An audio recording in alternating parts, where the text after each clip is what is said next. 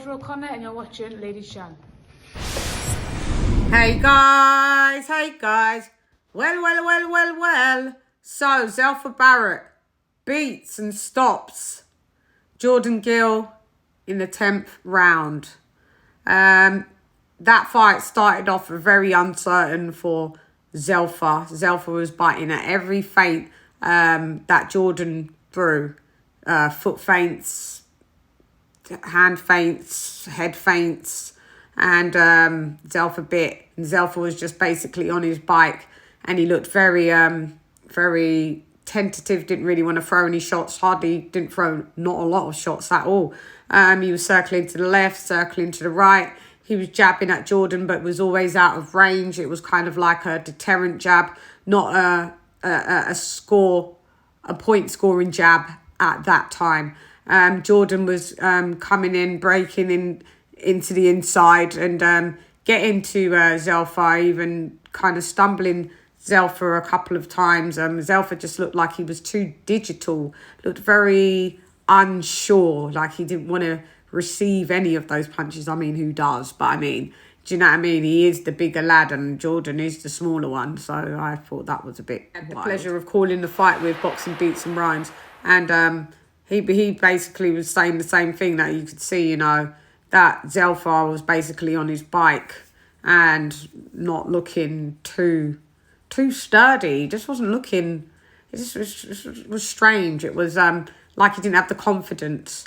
And Jordan did. And Jordan was pressing the action, pressing the pace. And, you know, then all of a sudden, I would say up until maybe about round 4, round 5, the tide started to change. And it was like Zelfa had he adjusted well. I don't know what Pat Barrett had said in the corner. Obviously said something in the corner, because obviously calling the fight, so I don't have the volume up. And Zelfa came out adjusting. The jab always found its way home onto Jordan Gill's left eye. Is it his left eye? Oh, well then, it was a straight right that was finding its way home. It wasn't so much always a jab, because I'm just thinking, Zelfa? Hang on, Zelfa's southpaw. Let me have a look, one sec. Listen, no, he's orthodox. Thought so. So the right hand was finding, and the jab in the end, was finding. He basically beat Jordan Gill in the end with a jab. He got into a rhythm, stopped moving as much, and started to dictate the pace.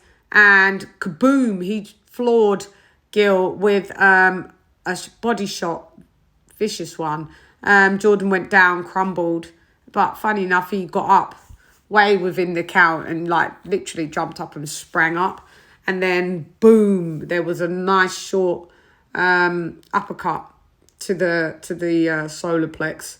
And Jordan was crumpled again. But fair play, he got right back up. And the stoppage encroached. That was, you know, Barrett smelt blood. But I was quite impressed with Barrett's adjustments.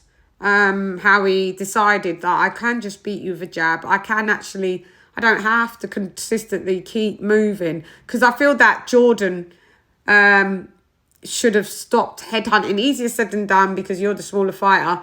But I mean, maybe to slow the mover down is always, you know, try to do these body shots. But like I said, easier said than done. Zelfa Barrett is an ex-European champ. And we did see him get fucked up by Rakimov. So I thought maybe that's what played a part in him being not confident in the beginning. And Jordan coming with his second win, being a little more confident, you know. So it was a shame, but Jordan Gill tried. He's just not world level, and that's all right. Not every fighter can be world level. Yeah, and that was basically it. There was a wave off in the 10th round. Like I said, the adjustment from Zelfa Barrett, great. The heart from Jordan Gill, great. You got to save fighters from themselves, mate. You do.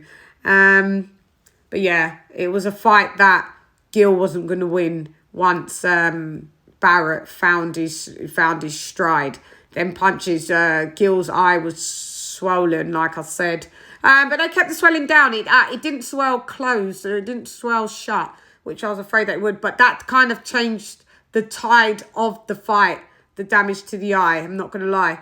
But yeah, but shouts out to Zelfa Barrett. Let's see where he goes from here.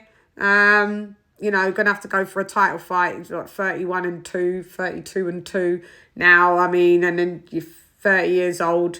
I would say probably take a title fight, get into title contention, title fight, and then maybe move up to 135. Big for the weight for sure. So Beats did say that he's fought all the way up at 47. I mean, probably could skip 35, I would, and just go to 140. But let's just see. But yeah, shouts out to Zelfa Barrett for beating and definitely taking the confidence off of Jordan Gill. Because in the end, Jordan just, when he was throwing shots, he was missing. And he was unsure of himself too. In the end, he didn't throw that many shots himself. So congratulations to Zelfa Barrett on the win, and commiserations to Jordan Gill on his loss. Anyway, I'm gone. Hey girl, it's LADYCHANN written on less. Come box with CHANN. Gyan. Wow. Great fight though. Good one. Matchroom. See what Eddie wants to do next with Zelfa Barrett. Bye-bye. Gyan.